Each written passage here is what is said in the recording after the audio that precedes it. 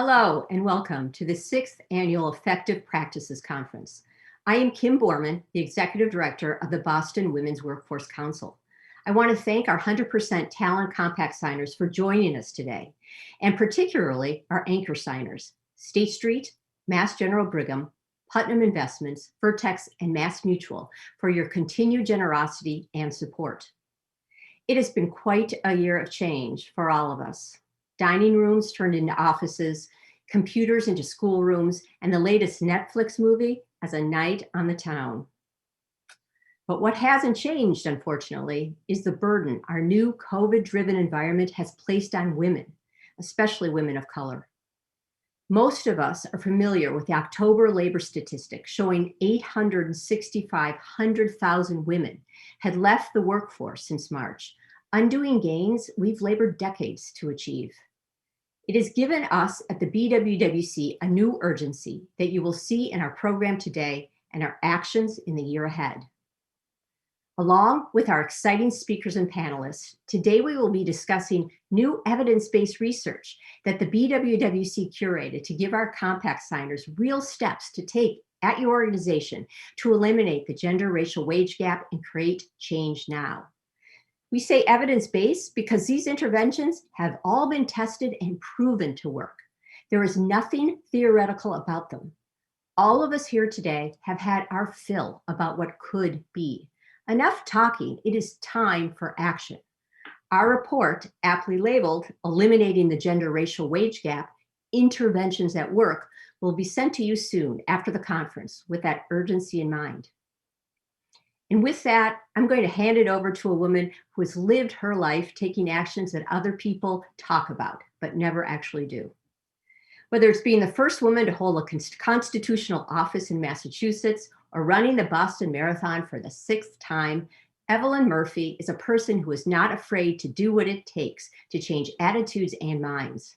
She is one of the co-chairs of the BWWC and a mentor to so many women in our audience today. Please welcome Evelyn as she introduces our first speaker, Mayor Marty Walsh. Thank you, Kim. Before I start, I must say, you bring great talent and wisdom to the Boston Women's Workforce Council, and so we are thrilled to have you as our leader. Every time I introduce the mayor, I try to offer you some insight into this man. So last year, I introduced the mayor by telling you what I don't like about him. For example, I don't like the fact that he doesn't take credit for himself. He always shares that credit with everybody. He brings everybody onto the stage. And so we often don't see how he alone orchestrated progress. This year, rather than don't likes, I want to focus on don't miss. What you might miss in understanding Mayor Walsh. First, don't miss that this man has a keen intellect. He is wicked smart, as we say in Boston. What we see are his actions, the results of his analysis, but he spares us the analytics. He would have us judge him by his actions. So, for example, compared to every major city in the country, Boston is managing all the moving parts, the complexities of COVID, housing, the evictions, business problems, hunger, all of the things that are going on right now. Boston is managing them remarkably well, certainly better than most cities. That's actually judging him by his intellect as well as his actions. Second, don't miss his leadership in diversity, inclusivity, and equity for all Bostonians. You'll see his leadership manifested in the rest of today's program, but let me give you some background. 7 years ago, when he took office, he not only embraced the concept of the 100% Talent Compact, which is essentially to eliminate the gender wage gap and make Boston the best place in America for working women. He not only embraced this concept, he put the full force of his office behind growing signers to this compact, growing transparent reporting of our progress, and growing the impact on employers through the adoption of effective practices. Now, here's what I hope you don't miss. No other mayor or governor in America has shown such leadership and commitment to gender and racial equity in the workplace. Oh yes, many have come to talk to us and look at what we're doing, but none has the political courage or the intellectual sophistication to see that this is smart for employees and smart for employers. I hope you don't miss the intellect, courage, inclusivity, and basic humanity of this man, Boston Mayor Marty Walsh. Evelyn, thank you for that very kind introduction. You are a dear friend and a Boston icon. I can't thank you enough for your tireless efforts to remove barriers for women and to make our city a better place. I've learned a lot from you over the years, and I'm proud to work with you on some of our most important efforts to empower women in the workforce and in all aspects of life. I also want to recognize Kim Borman and Kathy Menahan for your leadership in this work, especially during this pandemic. Creating workplace cultures that promote equity has never been more important than it is now.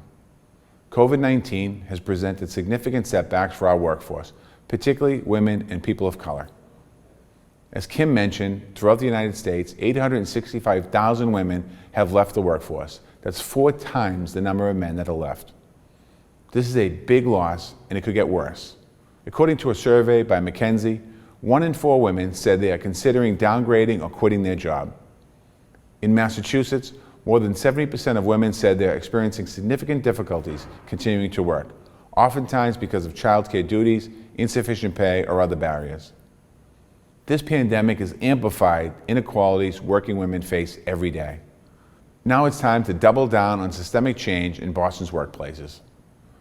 Compact signers, you can and must be at the forefront of this change.